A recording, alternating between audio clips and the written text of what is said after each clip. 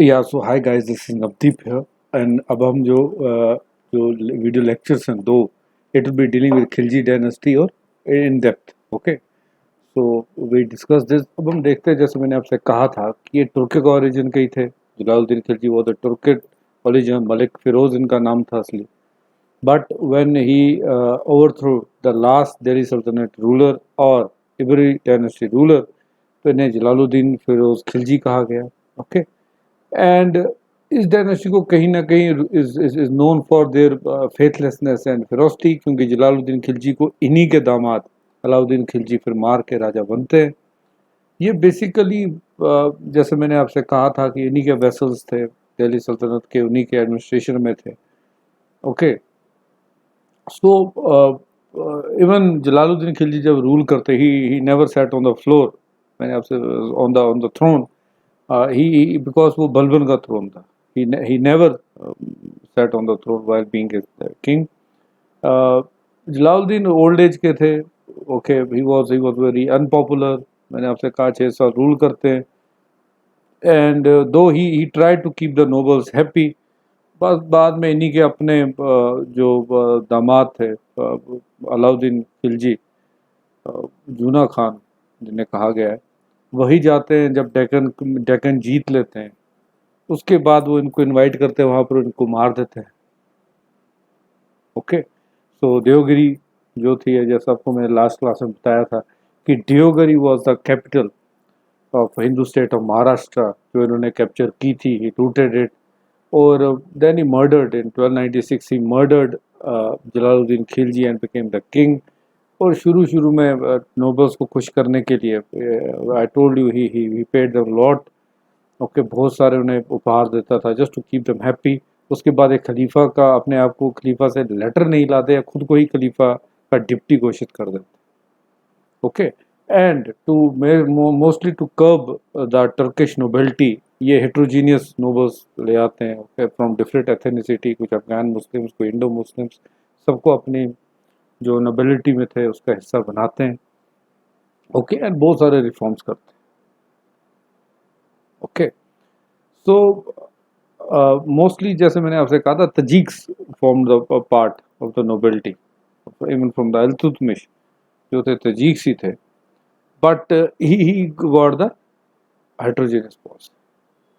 Okay, so Jalaluddin Khilji जो थे, ये नैरो एक्सक्लूजन की पॉलिसी नहीं करते थे अडॉप्ट। ओके, इन्होंने कहीं ना कहीं जो बलबन के टाइम के जो काफ़ी ज़्यादा, जैसे मैंने आपको कहा था, ऑफिशियल्स थे, उनको इम्पोर्टेंट पोजीशन थी। इवन जो बलबन के नेफ्यू थे, छज्जू खान, मैंने आपको बताया, तो उसको गवर्नर ऑफ करा बनाया इन्होंने। तो बाद में उन्होंने इसके खिलाफ रिवॉल्ट भी कर दी, वो अलग चीज़ है। But he was made the governor of करा। करा was a very fertile land, tract थे। ओके, लेकिन बाद में जब ये रिवॉल्ट करते हैं, मलिक छज्जू दिल्ली पे आते, तो जलालुद्दीन ने इनको हरा देते, ही वॉज डिफीटेड। ओके, मैंने आपसे ये भी कहा था कि जलालुद्दीन जो है एक नया कंसेप्ट लेके आया था स्टेट का। एक न्यू स्टेट कंसेप्ट भी ये लाते हैं। Jalaluddin brought a new state concept. अब ये न्यू स्टेट कॉन्सेप्ट जो था, it was mostly based on the goodwill of people. Goodwill of people और सब सपोर्ट, जो डिफरेंट कम्युनिटीज़ है जो वहाँ पर रह रही हैं, उनका सपोर्ट जीतना, यानी गुडविल करना, goodwill and support. Okay, so Barani लिखते हैं कि even al Jalaluddin Khilji even didn't harm an ant. एक चींटी तक को वो हार्म नहीं पहुंचाना चाहते थे। This was his policy. तो बहुत एक हिसाब से एक अच्छी पॉलिसी थी, पायस मुस्लिम थे। ओके, लेकिन इनका ये था कि वही सबका साथ सबका विकास। Okay, so it is said कि एक बार इनके एसोसिएट अहमद चाप के साथ जो थी डिस्कशन चल रही थी, जहाँ पर जलालुद्दीन ने जो है ओपनली जो था, जो हिंदू की जो आइडल वर्शिप है, जिसे दिल्ली सल्तनत में सपोर्ट नहीं किया जाता, उसको इन्होंने बहुत अच्छी तरीके से डिफेंड की। ओके, उनको इन्होंने डिफेंड किया था। सो इन्होंने ये कहा था कि अगर if the people start living in fear, that would not be a true इस्लाम।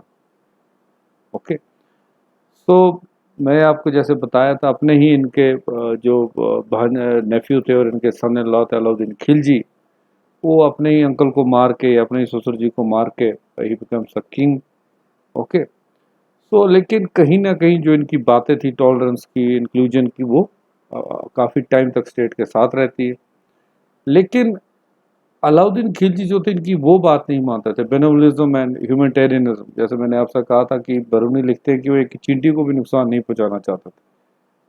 ये चाहते थे कि अलाउद्दीन खिलजी की जो अप्रोच थी, it was not benevolence and humanitarian, जो कि उनकी थी, जलालुद्दीन की थी। His was like Balban. Balban की ब्लड एंड आयरन वाली जो चीज़ है, वही इनकी थी। दहशत मचा के रूल करना, ये चाहते थे। ओके, सो इनका ये था कि डर होना चाहिए। बलबन्स की थ्योरी थी कि fair is important for good governance, fair among nobility, fair among the people. तो फेयर के ऊपर ये भी चले, सेम इन्होंने भी रूल किया। ओके, शुरू शुरू के इनके खिलाफ जो है काफ़ी रिबेलियंस हुई। When he killed Jalaluddin Khilji and assume the throne, तो इनके खिलाफ काफ़ी ज़्यादा जो थे रिबेलियंस भी हुए। अकद खान, जो कि इनके अपने नेफ्यू थे, उन्होंने इनके ऊपर किया हुआ था। तो देन ही डिसाइडेड कि मैंने अब नोबल्स को जो है कंट्रोल करना ही करना। तो इन्होंने इसके तरीका क्या किया, ही यूज स्पाई सिस्टम। ओके, जैसे मैंने कहा था, नोबल्स पार्टी नहीं कर सकते थे एक साथ, और कोई मैट्रिमोनियल अलायंस नहीं बना सकते जब तक अलाउद्दीन खिलजी उसे अप्रूव ना करे। तो परमिशन वॉज रिक्वायर्ड। ओके, इनका ये भी था कि you don't give too much wealth to the nobles. तो इनका ये कहना था कि if they don't know how to, ये कुछ सोचेंगे नहीं, और तो you know they should think about how to earn more money. अगर आप इनको जैसे खुश कर देते हैं, यू गिव देम एवरीथिंग, तो होगा ये कि they will rebel at one point और अदर। इसलिए हम देखते हैं कि जब अलाउद्दीन खिलजी आते हैं, बलबन की फेयर पॉलिसी के ऊपर ये सब कन्फेस्टिकेट करना शुरू करते थे। जो भी जागीर इख्ता दिए गए थे, वो सबको कन्फेस्टिकेट करना शुरू करते थे। कन्फेस्टिकेशन का मेन मतलब यही था कि लोगों से छीन लेना। ओके, नोबल से छीन लेना। वाइन को बंद कर देते हैं। आई told you in the last lecture कि वाइन की सेल और जो सेल और कंजप्शन दोनों स्टॉप कर दी। ओके, लेकिन एक बार इनसे पूछा गया कि क्या वो बंद हो चुकी है, तो इन्होंने खुद भी शराब पीना बंद कर दिया था। चीफ काजी को एक बार इन्होंने कहा कि मेरे इतने ज़्यादा सख्त इकदाम के बाद भी जो वाइन ड्रिंकिंग है, वो जो बिक्री है, वो बंद नहीं हुई। ओके, सो मोस्टली बरेनी ये बात लिखते हैं कि जो इनके जितने भी अलाउद्दीन खिलजी के जो अगेरियन रिफॉर्म्स थे, मोस्टली इनका यही था कि एक डिस्ट्रक्शन हो जाए। ओके, सो पीपल, तो जो बंदा, क्योंकि 50% जब उन्होंने आपने टैक्स रखा हुआ है, तो it was to support the large army, क्योंकि पहले किंग थे जो कैश में देते थे। But when you have such a big reforms, तो कहीं ना कहीं रिबेलियन नहीं हो। आप जैसे मैंने आपसे कहा था, जो बूटी के ऊपर, वॉर बूटी के ऊपर टैक्स तो पहले 1/5 होता था, उसे आप बढ़ा के 4/5 कर देते, 1/5 आप सोल्जर्स के लिए रख देते। Okay, so this was all the things जो ये कर रहे थे। एक और चीज़ जो बरानी लिखते हैं अलाउद्दीन खिलजी के बारे में, वो ये लिखते हैं कि अलाउद्दीन खिलजी जो थे, वो कन्विंस थे कि जो भी स्टेट के मैटर से, एडमिनिस्ट्रेशन के मैटर से, वो कहीं ना कहीं शरीयत से बाहर जाने चाहिए। Because India being an heterogeneous society is very difficult to rule under the Sharias. Okay, so okay, and यही हो चुका था। इन्होंने नॉन टर्क्स को जो है, जितने भी नॉन टर्क्स जो नोबल्स, उनको प्रमोट करना शुरू कर दिया। जैसे जफर खान, नुसरत खान, बाद में इनके एक स्लेव थे मलिक कफूर, ये सब नॉन टर्किश थे। ओके, मलिक नायक एक हिंदू थे, governor of Samana were get the command of the army with Muslims officer serving under that. तो ये सब चीज़ें ये बता रही थी कि कहीं ना कहीं इन्होंने जो टर्किश जो माइंडसेट चल रहा था, उसको इन्होंने चेंज कर दिया। Okay, so this was what was going ahead. उसके बाद अगेरियन मार्केट रिफॉर्म्स तो हम लार्जली कर ही चुके हैं। मोस्टली उसका मकसद क्या था कि होर्डिंग रुके। रीज़न क्या था इन मार्केट रिफॉर्म्स के लिए कि होर्डिंग रुके। पहली बात तो होर्डिंग रुके, इन्फ्लेशन कंट्रोल में रहे, इन्फ्लेशन कंट्रोल में रहे, फैमाइंस जो है वो ओकरेंस ना हो ज़्यादा।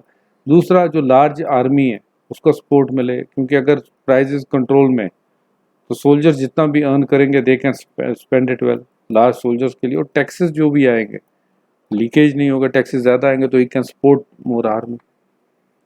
जैसे मैंने आपको ये भी बताया था कि जो आपका खलीसा था, जो आपका लैंड था खरीसा, जो आपका इक्तास थे, इक्तास वेर ब्रॉट, जो इन्होंने बांटे हुए थे, इक्तास were given from the time of Iltutmish, वो इक्ता कहीं ना कहीं इन्होंने वापस लेनी शुरू कर दी, उनको स्टेट लैंड बना दिया। Those were called khalisa. Khalisa यानी स्टेट लैंड थे, उनके ऊपर टैक्स जो था वो डायरेक्टली स्टेट लेती थी। ओके, तो चैरिटेबल ग्रांट्स वगैरह जो भी था, land revenue, everything was dealt with the state directly. तो मेरा कहने का जो मतलब है कि जो इक्ता सिस्टम, जो स्लेव डायनेस्टी के टाइम पे एक बेस बना था to support nobility and soldiers, वो इक्ता ये अबॉलिश कर देते अलाउद्दीन खिलजी, और इसके जितना भी लैंड था उससे वो खलीसा यानी गवर्नमेंट लैंड बना देते। ओके, लैंड ऑफ क्राउन बना देते हैं, और इस पे जितना भी जो भी टेन्यूर था या जो भी इसका जो वीकेंड से जो खर्चा था, जो भी रेवेन्यू आएगा, that was directly taken by the state. Okay, so this was all that was done यहाँ पे जो हो रहा था in the market and other system.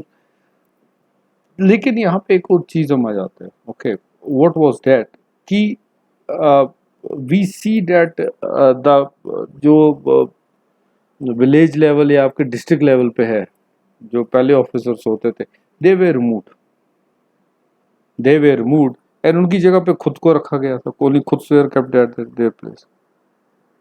Okay, उनकी जगह खाली खुद को रखा गया था। सो खुद को ही कहीं ना कहीं, जो ऐसे मैंने आपको कहा था, खुसरो जमींदार वर्ड यूज करते हैं खुद के लिए। दे खुद जो थे वो इंटरमीडिएटरी थे, किस किस के बीच में, between the state and the taxes, tax collection के लिए और स्टेट के बीच में। इट वाज खुद जो टैक्स इकट्ठा करते थे और स्टेट तक देते थे। ओके, तो जितने पहले जो इंटरमीडिएटरी लेवल था, चौकीदार, मुकादम्स, ऑल वेर पहले हुआ। ओके, तो यहाँ पे आप देख सकते हैं कि Alauddin try to curb the privileges of Quds, Muqaddams and Chaudhries. Okay, and their wealth holding best lands were all assessed. Okay, और उनको खलीसा बना दिया गया, उनसे छीना गया। they उनसे जो ये खुत्ती चार्ज जो लेते थे पहले फॉर कलेक्टिंग रेड रेवेन्यू, वो भी उनको बंद हो गए। Okay, so all the systems way mostly की सेंट्रलाइज करना, सेंट्रलाइजेशन बहुत ज़्यादा हो चुकी।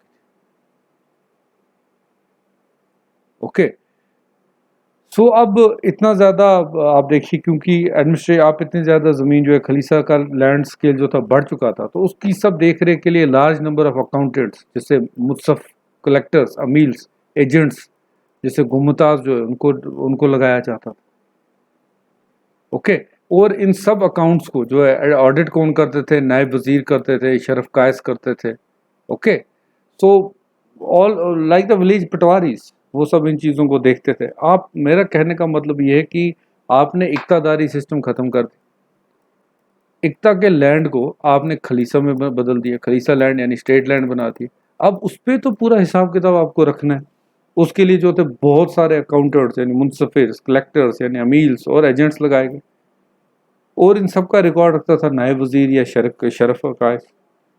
ओके, तो आप एक चेंज देखेंगे यहाँ पर। एक तो आपका अगर एग्रीकल्चर रिफॉर्म्स हो रहे हैं या आपका रेवेन्यू सिस्टम चेंज हो रहा है, उसी के साथ साथ आप देखेंगे कि एडमिनिस्ट्रेशन भी चेंज हो रहा है। ओके, सिस्टम में measurement was Biswa. Okay, Biswa था, मैंने आपसे कहा। और एंड मैंने आपसे यह भी कहा कि there were ledger books that were kept at village level, जो कि विलेज के पटवारीज होते थे, विलेज लेवल पे जो पटवारीज होते थे, दे यूज टू कीप रिकॉर्ड्स। पटवारी को बोला जाता था आपने रिकॉर्ड रखना, क्योंकि इंटरमीडिएटरी तो अब हट चुकी है, अब डायरेक्टली जो विलेज के पटवारीज है वो रिकॉर्ड रखेंगे। यही तरीका जो है कि इंटरमीडिएटरी खत्म करके डायरेक्ट वहाँ पे आपके ऑफिशियल से रिकॉर्ड लेना। ये बाद में शेरशाह सूरी और अकबर भी आके यही तरीका अपनाते। ओके, इतने ज़्यादा मैं तो ये कह भी नहीं सकता कि इनके जो थे बहुत ज़्यादा रिफॉर्म्स आके, क्योंकि शॉर्ट लिव्ड थे। लेकिन इनके जो सक्सेसर आते हैं मुबारक शाह, मैंने आपको लास्ट लेक्चर में बताया था कि वो टोटली रिवर्स कर देते हैं। जो जितने भी उन्होंने रिफॉर्म्स किए हुए थे, लैंड रिफॉर्म जितने भी उन्होंने किए थे, वो मुबारक शाह आके सबके सब रिवर्स कर देते। ओके, सो जितनी इन्होंने महत्व की थी, दो ये आइडिया बाद में आके जो किंग्स थे आपके, चाहे शेर शाह हो या आपके अकबर हो, he use the same things. Okay, अब अलाउद्दीन की जो मार्केट रिफॉर्म्स है, जैसा मैंने आपको पहले भी कह दिया कि it was more military necessities देखने के लिए था देन इंटरनल रिस्ट्रक्चरिंग। लोगों की भलाई इतनी नहीं देखी गई थी जितना उनका माइंड ये था कि एडमिनिस्ट्रेटिव और मिलिट्री नेसेसिटीज जो पूरी हो। There is no hoarding, hoarding नहीं तो मिलिट्री की जो फैमिलीज है, मिलिट्री मैन जो है, वो कल ये बगावत नहीं कर सकते कि there is a shortage. Okay, और इन्होंने जो फूड ग्रेन्स को जैसे स्टोर करना शुरू कर दिया था। आई टोल्ड यू कि जैसे ही फेमाइन होता था, they used everything in their mind, ताकि वो उसको यूज कर सकें, राइट। तो जब भी कभी कमी हो जाए they can use it. Okay, so historian बरानी जो है वो सेकंड एक रीजन देते हैं इन रिफॉर्म्स। वो कहते हैं कि इन रिफॉर्म्स से, okay, he wanted to impoverish Hindus, यानी हिंदूज की लाइफ मिजरेबल बनाना चाहते थे ताकि वो आगे चल के जो है रिबेल ना कर पाए। This is what Barani says. Okay, इनका ये कहना था कि according to Barani, Alauddin said three markets at Delhi, first for the food grain, second from cloth and expensive items such as sugar, ghee, oil, dry fruits extra, third for horses, slaves and cattles. Okay, and ये तीनों markets जो थे एक controlled regulation से चलते थे। Okay, there were total 7 regulations जिसे market control measures कहा गया, जिसमें वो स्टेप्स थे जैसे मैंने आपको कहा था कि होर्डिंग नहीं हो सकती, anyone paying not paying the tax should be बहुत ही रिगरस पनिशमेंट मिलती थी। ओके, एंड इस मार्केट को कंट्रोल करने के लिए he had some intelligence officer called Shahna Mandi. Okay, he was officer, then we had बरीज मींस द स्पाइस, और मुनिया, ओके, जो कि सीक्रेट स्पाइस होते थे। So these all were placed under the Shahna Mandi. Okay, सो ये एक इनका एक कंसेप्ट आ जाता है। ओके, सो वी हैव डिटर्न इन डिटेल फूड मार्केट के लिए। ओके, मोस्टली अलाउद्दीन ने ना सिर्फ प्राइसेस कंट्रोल की, अलाउद्दीन जो फूड ग्रेन्स की सप्लाई होती है विलेजेस से जो आपकी सिटीज में होती है, इसको भी कंट्रोल करना चाहते थे। ओके, मैंने आपसे बताया था it was done by the caravans और बंजारास जो थे वो करते थे, लेकिन इसकी कहीं ना कहीं एक प्रॉपर डिस्ट्रीब्यूशन हो सिटीजन्स, उसके लिए अलाउद्दीन ने जो है एफर्ट्स लिए। ओके, अब उसके लिए उन्हें स्टोर्स क्या, पहला जो था वो ही सेटअप रॉयल स्टोर्स, और जहाँ पे स्टोर होते थे। ओके, ये दिल्ली के पास ही एक जगह थी जिसे जैन कहा जाता है। ओके, तो वहां पे रखा जाता था। ओके, और ये देखा जाता था कि ये जो बंजारास और करामाज है जब ये कर रहे हैं, तो दे वेर हिमसेल्फ, जो ये बंजारास कर, they were also made the like government office, government की बॉडी इनको बनाया गया था।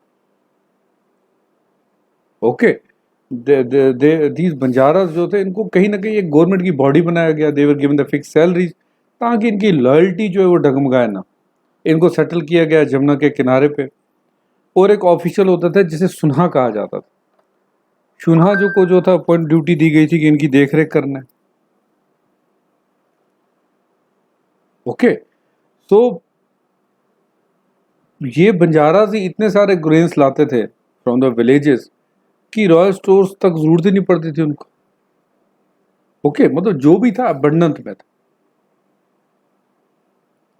Okay, so there were certain regulations की जो दुआ वाले एरिया में वहां पर कितना आपको रखना है स्टोर करके, there were other regulations also.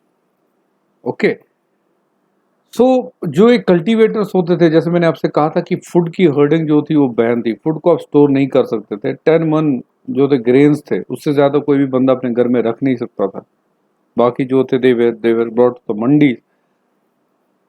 Okay, there were strictly स्नेहा जो ऑफिसर होता था वो उसको स्ट्रिक्टली देखता होता था। ओके, सो वायलेशंस देखता होता था। बरहानी ये भी लिखते हैं अपने इसमें कि ड्यूरिंग द सेम टाइम जो प्राइजेस थी वो बहुत ज़्यादा गिर चुकी थी। ओके, उसने कुछ की प्राइजेस का नोट भी लिखा हुआ है कि वीट वॉज सोल्ड फॉर 71.5 जितल पर मैन, बार्ले 4 जितल, superior quality of rice for 5 जितल and grams for 5 जितल। Okay, so he also mention some cost also. Okay, जिससे पता चलता है कि प्राइसेस जो थी दिल्ली सल्तनत के टाइम से लेकर अभी तक जो थी बहुत ज़्यादा गिर चुकी थी। ओके, अब मैंने आपसे ये भी बताया था कि अलाउद्दीन खिलजी ने जो है स्टार्ट किया होता सिस्टम ऑफ राशनिंग। अगर स्कार्सिटी हो जाए तो राशन का सिस्टम उसने शुरू कर दिया था। राशन को सप्लाई कहाँ से होता था? जो रॉयल स्टोर्स थे वहां से होता। ओके, सो बरहानी जैसे मैंने आपसे कहा था उसने उसने यही लिखा था कि there was no shortage of food in Delhi, और कभी उसने फूड ग्रेड्स जो थी प्राइस उनकी बढ़ते हुए नहीं देखी। एक दाम, एक दिरहम भी प्राइस कभी उसने बढ़ते हुए देखी नहीं। Whenever till the time Alauddin Khilji rule. असमानी इस्मानी जो थे वो दूसरे हिस्टोरियन थे, वो भी सेम बात कहते हैं। Okay, so this was it. ऐसे ही अब हम देखते हैं सराय अदल। Okay, Sarai Adal where the cloth market was a cloth market. Okay, तो वी ऑल्सो सी दैट कि कपड़े ना सिर्फ इंडिया के बाकी पार्ट से, बाकी वर्ल्ड के बाकी पार्ट से भी आते थे। ओके, ग्लोबल जहाँ जहाँ से इंडिया का ट्रेड रूट थे, जैसे आपके पर्ची हो गया, वहाँ वहाँ से कमोडिटीज आती थी and they were sold here. Okay, तो उनको लोन भी दिया जाता था। मैंने आपको बताया था कि जो मर्चेंट्स थे उनको लोन भी दिया जाता था, they had to go. And there was a market for horse, cattle and slaves. Okay, horses were sold by military department, जिसे दीवाने अर्ज कहा जाता था। दाग सिस्टम जो था शुरू हो चुका था। Price of slave boys, girls और कैटल्स जो थी वो फिक्स थी। ओके, ये सब चीज़ें भी गवर्नमेंट ने फिक्स की हुई थी।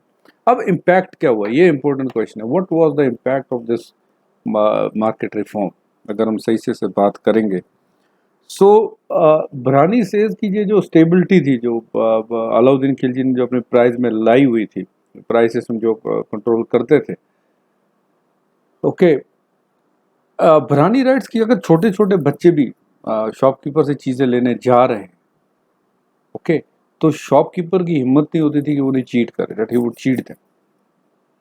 ओके, अगर कोई शॉपकीपर अंडरवेट करता है तो उसका twice the amount of the flush जो था वो काटा जाता था उसकी बॉडी से, जितने उसने कम तोला हुआ है।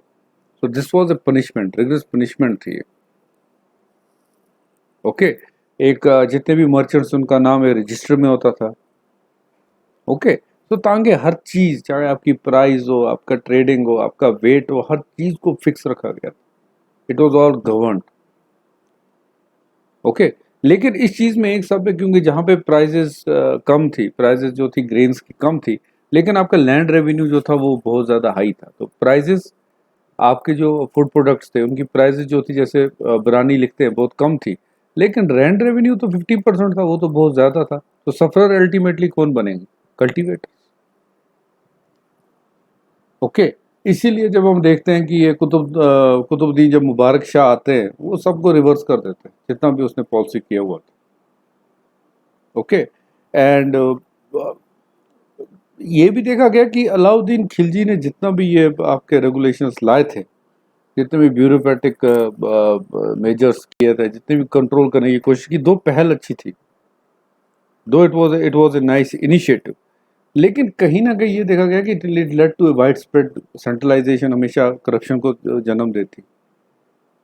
ओके, और कुतुबुद्दीन मुबारक शाह तो आज से भी इसको आके खत्म कर दे, तो हम ये कह सकते हैं कि these were temporary reform, permanent नहीं थे। ओके, लेकिन क्योंकि अब आपके सेंट्रलाइज अथॉरिटी है और स्ट्रिक्ट है बहुत ज़्यादा, तो आपका क्राइम रेट जो है वो ऑफकोर्स बहुत ज़्यादा कम जाएगा। ओके, तो वी सी के इन्हीं के टाइम में एक distinct type of literature born होता है, खानका, जैसे ऑस्पाइस कहते हैं, ऑफ निज़ामुद्दीन औलिया। इसे मलफूज सूफी लिटरेचर कहा जाता है। ओके, फवेदुल फवाद फर्स्ट मुल्फज लिटरेचर जो ऐसे कंपाइल करते हैं। ओके, इसे फर्स्ट मुल्फिज लिटरेचर। ओके, वो कंपाइल किया जाता है बाय फवाद उल फवद, जो कि डिसाइपल थे निज़ामुद्दीन औलिया और आमिर हसन सीजरी अमीर खुसरू ज़ियाउद्दीन बर्नी के। ओके, लेकिन इतना सब करके, लैंड रेवेन्यू करके, मिलिट्री बहुत ज़्यादा माइट हो चुकी थी, मंगोल मिनस को वो कंट्रोल कर चुके थे, साउथ तक आपकी किंगडम जो थी वो ले जा चुके थे। ओके, एंड इसके करके जो कल्चर था वो भी कहीं ना कहीं मिक्सअप हो रहा था, क्योंकि अब ज़्यादा से ज़्यादा जब एरिया आपका अंदर में आएगा, आपकी नोबेलिटी में डिफरेंट टाइप के पीपल आ रहे हैं, आपका सूफीज़म जो है वो रिवाइव, वो उसमें एक अलग से चेंजेस आ रहे हैं, तो कहीं ना कहीं एक कंपोजिट कल्चर बनेगा। So that is why during the tenure of this खिलजीज we see कि जन्म होता है कंपोजिट कल्चर का, एक composite culture was form, composite culture was form. Okay, this was what was happening. अब जो मैक्सिमम जो क्वेश्चंस रहते हैं that are on the territorial expansion of this Delhi Sultanat. Okay, and territorial expansion में अगर आपको कोई चीज़ याद रखनी है तो व्हाट वुड बी दैट, कि ये चीज़ याद रख लीजिए कि दीज टेरिटोरियल एक्सपेंशंस, जितनी भी टेरिटोरियल एक्सपेंशंस हो रही थी, दे वर ऑल्सो लीडिंग टू कि इसी टेरिटोरियल एक्सपेंशन से आपके कल्चर्स भी मिक्स हो रहे थे। मैंने आपसे कहा था कि इंडो मुस्लिम आर्किटेक्चर, उसका जन्म यहाँ से हो जाता है। Okay, we did it in last video lecture, आप उसे देख लीजिएगा। सो अभी हम देखते हैं कि टेरिटोरियल एक्सपेंशन अप टू 1328 क्या क्या था। ओके, सो वो क्या क्या था, उसको उसकी ओर हम एक बार देख लेते हैं। Okay, so rise of the power of Khilji's great opponents as a part of the Sultanate recruiting other than जो एडमिनिस्ट्रेटर्स थे, सोल्जर्स थे, वो अदर देन टर्क्स थे, यानी इंडियन मुस्लिम्स एंड हिंदूज को भी रिक्रूट किया जाता था। इससे क्या एक चीज़ होगी कि there were conditions for rapid territorial expansion of the sultanate. अब इससे ये क्यों होना था, क्योंकि जो यहाँ के इंडियन मुस्लिम्स थे और जो इंडियन हिंदूज थे, उनको तो पहले ही पता था कि इस टेरिटरीज में कैसे जीतना है, okay, how to live, how to survive. अब जो दिल्ली सल्तनत थी उसकी तो सब कुछ जो था that was of Turkish origin, तो कहीं ना कहीं उनका जैसे था, आप देखेंगे तो नॉर्थ में ही ज़्यादा रिस्ट्रिक्टेड रह गया, थोड़ा सा ईस्ट की ओर बढ़े। लेकिन these Khilji dynasty, okay, they extended towards the south. Main इनका रीज़न ये था कि हेट्रोजीनियस थी आर्मी इनकी। ओके, फर्स्ट फेज में हम देखते हैं Gujarat, Rajasthan and Malwa were brought under the control of Delhi. Second में हम देखते हैं कि पहले ये वेस्ट की ओर जाते हैं, जो दिल्ली सल्तनत से काम छूट गया था वेस्ट का, उसे ही पूरा करते हैं। सेकंड फेज में ही mostly during the time of Alauddin Khilji हम देखते हैं कि महाराष्ट्र, दक्कन व रेडेड। ओके, और वहाँ पे बोला गया कि दिल्ली की वेस्लेज अपनाएं। ओके, इसीलिए आप देखेंगे जो मैप है वो दो कलर्स का है। If you look at the map, वो टू कलर्ड है। ओके, बिकॉज दे एक्सेप्टेड कि हाँ भाई, दिल्ली जो खिलजी रूलर है उसकी हम पैट्रोनेज मानते हैं, दो डायरेक्टली एनेक्स नहीं किया बट एंट्री हो चुकी थी। ओके, अब थर्ड फेज जो है वो अलाउद्दीन के लास्ट ईयर्स में शुरू होता है और गयासुद्दीन तुगलक जाके उसे खत्म करते हैं। दैट वाज कि एंटायर दक्कन जो था और बंगाल था उसे एक बार फिर से दिल्ली सल्तनत के कंट्रोल में लाया जाता है। तो यानी टोटल जो एक्सपेंशन है वो तीन फेजेस में होती है।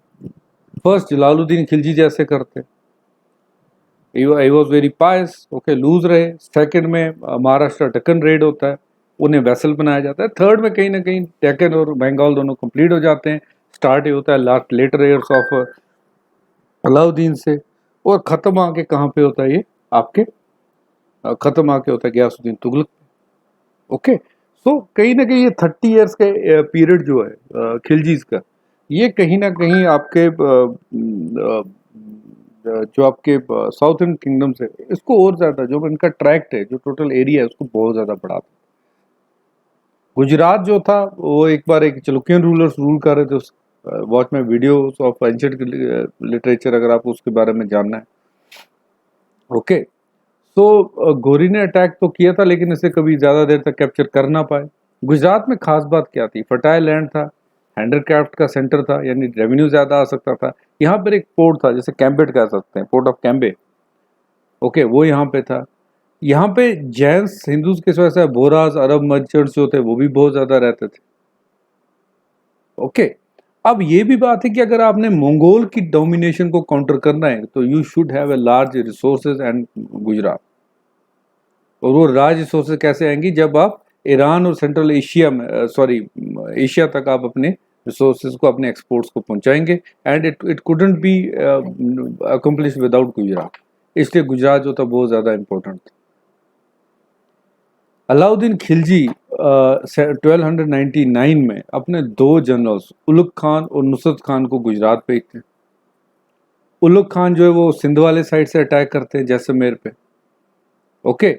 और फिर जॉइंट फोर्सेस मिलके ये गुजरात की चित्तौड़ की ओर मार्च करते हैं, ओके। वहाँ राणा इन्हें अपोजिशन देते हैं, बट दे मोस्टली, इनका ये था कि they were very superior, army बहुत ज़्यादा थी तो ये प्लंडर आराम से कर रहे थे, हराते जा रहे थे, ओके। ऐसा कहा गया कि रायकरण जो थे, he was taken by flood, और देवघर के लिए वो निकल जाते हैं। और यहाँ देखा गया कि वुमेन एंड ट्रेजर्स जो थे वो कैप्चर किए जाते हैं। कमला देवी जो एक ब्यूटीफुल क्वीन थी, उनको भी कैप्चर किया गया, उनको दिल्ली ले जाया गया और अलाउद्दीन खिलजी के पास उन्हें रखा गया, ओके। इन्होंने वहीं पर सोमनाथ को इन्होंने लूटा। सोमनाथ टेम्पल में बहुत ज़्यादा रिसोर्सेज थे, ओके। किसी को भी नहीं इन्होंने छोड़ा। यहाँ पर मलिक कफूर, ओके, जिसे 1000 दिनारी कहा जाता है, जिसे 1000 गोल्ड दिनार्स में खरीदा गया था, उसे मर्चेंट से, मुस्लिम मर्चेंट से खरीदा जाता, ओके। और लेकिन ये दो जनरल थे, उलुग खान और नुसरत खान, जो इसको चला रहे थे, okay. So this was all about the Gujarat में क्या हुआ। अब राजस्थान भी इनके लिए इम्पोर्टेंट था। अब अगर गुजरात के साथ दिल्ली से लिंक रखना है तो he should have Rajasthan, Rajasthan तो होना ही चाहिए, ओके। ऐसा भी देखा गया कि गुजरात में कहीं ना कहीं अगर आपके मंगोल्स या न्यू मुस्लिम्स के आपके क्योंकि दो ऑफिसर्स ऐसे भी थे जो रतनबोर राजस्थान में जो थे बैठे हुए थे, हमीर देवा वहाँ के रूलर थे, पृथ्वीराज चौहान के डायरेक्ट डिसेंडेंट थे, उनके पास दो मंगोल रूलर्स बैठे हुए थे। तो वही उलुग खान और नुसरत खान, दो इसके जो जनरल्स थे, उनको भेजा गया। अलाउद्दीन खिलजी भी खुद रणथंभौर गए, आमिर खुसरू भी यहाँ पर अकम्पनी करते हैं, okay. So there the fort of Chittor आता है बीच में, ओके। सो यहाँ पर जैसे मैंने आपसे कहा था जौहर होता है, रतन सिंह और उनकी क्वींस जो थी, दे परफॉर्म द जौहर एयर, मास स्लॉटर होता है बचने के लिए, ओके। फिर यहीं पर इसी पे जो है पद्मिनी यानी पद्मावती, जिस पे मूवी बनी थी मलक मोहम्मद जैसी, उसे लिखते हैं। That is also represent the same scene, जहाँ पे बहुत सारी लेडीज जो फीमेल्स थी अपने आप को बचाने के लिए, ताकि मुस्लिम्स उन्हें कैप्चर ना करे, दे परफॉर्म मास थी, ओके। आफ्टर उन्होंने चित्तौड़ फोर्ट जो था कैप्चर कर लिया, उसे खिजर खान को दिया गया, which was the son of Alauddin, okay. उसे वहाँ पे उसका केयर टेकर बनाया गया, ओके। लेकिन कुछ देर बाद हम ये देखते हैं कि राजपूत रूलर्स के साथ इनके रिलेशंस अच्छे हो जाते हैं। मालदेव जो कि उस टाइम के एक प्रिंस थे, उनको फिर चित्तौड़ का बनाया जाता है। नहीं, वो कहते हैं कि हम आपके policy of non interference with the local administration, उसने कहीं ना कहीं वो बाद में अपनाते हैं राजपूत रूलर्स के साथ। डेक्कन में भी इससे कंट्रे है। तो कहीं ना कहीं ये भी कहा जाता है कि Alauddin was the first ruler जिसने rudimentary form of Rajput policy, okay, mutual interest को उन्होंने अपनाया और एक पॉलिसी बनाई राजपूत के साथ फ्रेंडिंग में, ओके। सो चित्तौड़ के टाइम पे जब ये राजस्थान जा रहे थे, उनकी नज़र मालवा पे पड़ चुकी थी, which was very rich fertile land था बहुत ज़्यादा। मालवा को कोशिश की थी बहुत इल्तुतमिश और इल्तुतमिश ने और बलबन ने भी कब्जा करने की इस पर कोशिश की थी, लेकिन बट लेटर जो आपके अलाउद्दीन थे, सॉरी जलालुद्दीन ने भी वहाँ पे कोशिश की थी, लेकिन कहीं ना कहीं Alauddin wanted to get it under him. तो ये अपने जो जनरल थे अनीन मुल्क मुल्तानी, उनको भेजते मालवा कैप्चर करने के लिए, ओके। तो राजस्थान में तो चलिए इनको इन्होंने कहीं ना कहीं मालदेव को वापस जो था वहाँ का रूलर बना दिया था, एंड लेकिन मालवा में ऐसा नहीं हुआ। मालवा पूरे का पूरा जो था अनीमुल मुल्क ने कैप्चर कर लिया, यानी it was captured by Alauddin Khilji, और अनीमुल मुल्क को उसका गवर्नर बनाया, ओके।